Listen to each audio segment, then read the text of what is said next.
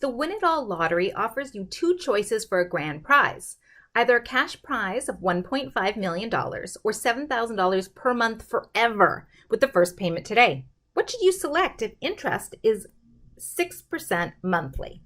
So we've got two methods here.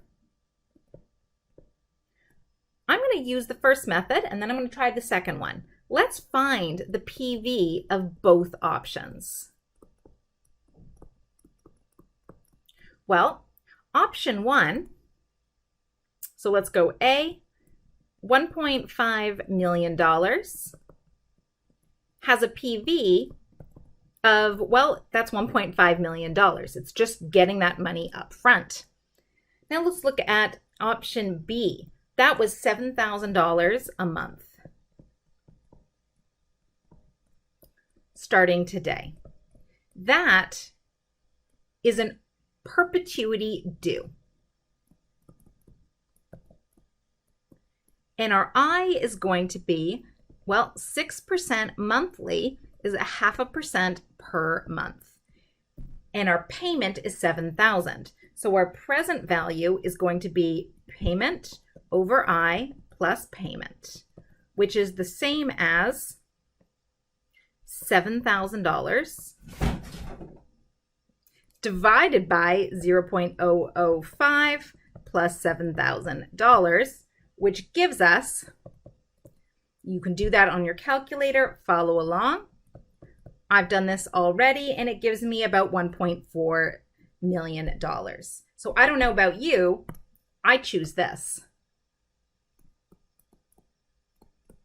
I'd prefer to have $1.5 million right away than something that has a present value of only $1.4 million. But let's try this again. So let's do method 2. If I invest that $1.5 million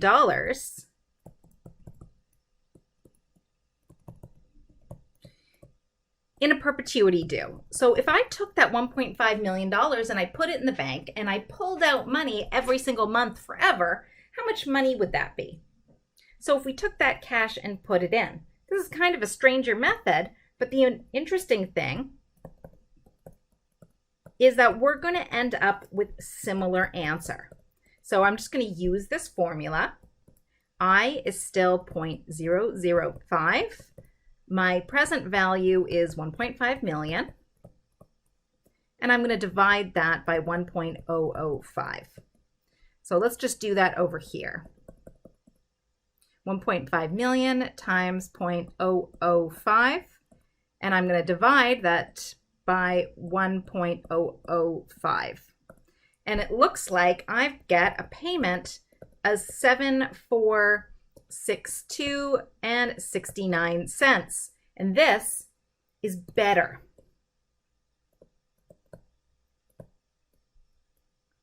So I prefer $7,400 a month to $7,000 a month. The important thing is that no matter what we do, A is going to be the better option.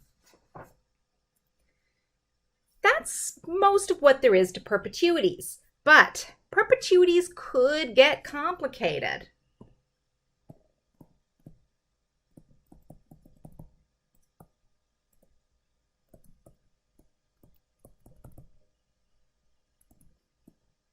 We can get deferred perpetuities. That means perpetuities that start maybe 10 years from now or after an annuity.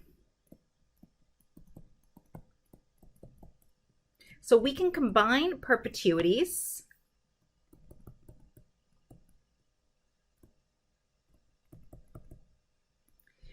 with an annuity or a compound interest problem to get something way more complicated. We can also get general perpetuities. So when PY and CY are different, this becomes really complicated. So what we're going to do is do a calculator cheat. It's a cheat or a trick because our calculator isn't really supposed to do this, but we can make this work by pretending that n is very big.